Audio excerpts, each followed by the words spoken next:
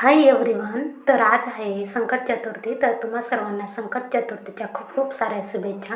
तर आज संकट चतुर्थी असल्यामुळे मी माझं देवघर साफसफाई करायला घेतलं आहे, क्लीन करायला घेतलं आहे. तर त्यासाठी मी इथे तांब्याचे जे काही भांडे असतील देवघरातली, तर ती छानपैकी धुवून बाहेर उन्हामध्ये सुकायला ठेवली.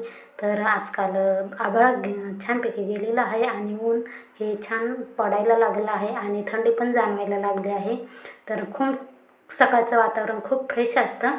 तर चला, इथे माझी काल रात्री कपडे धुवून टाकलेली होती, तर ती छानपैकी वाळलेली होती. तर मला आता ते कपड्यांच्या घड्या वगैरे घालून कपाटामध्ये व्यवस्थित पद्धतीने ठेवून द्यायची होती. तर त्यासाठी मी कपड्यांच्या घड्या वगैरे छानपैकी घालून घेतल्या आणि कपाटामध्ये ज्या जागी होत्या त्या जागी छानपैकी ठेवून दिल्या. त्यानंतर मला देवघर पुसून छानपैकी घ्यायचं होतं. तर त्यासाठी मी ते अगोदर ओलं कापड करून घेतलं होतं. तर त्याने अगोदर ते छानपैकी पुसून घेतलं.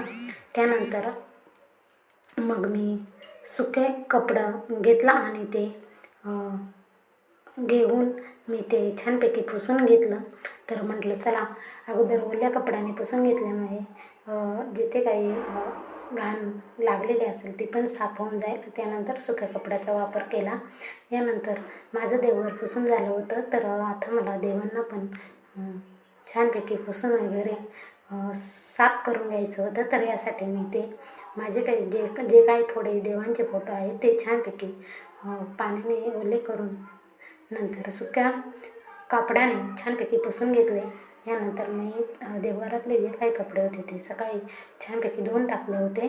तर ते पण वाळलेले होते. तर म्हटलं चला आता देवघरात देव व्यवस्थित मांडून घेऊया. तर यासाठी मी अगोदर धुतलेले कापड वगैरे छानपैकी अंथरून घेतले.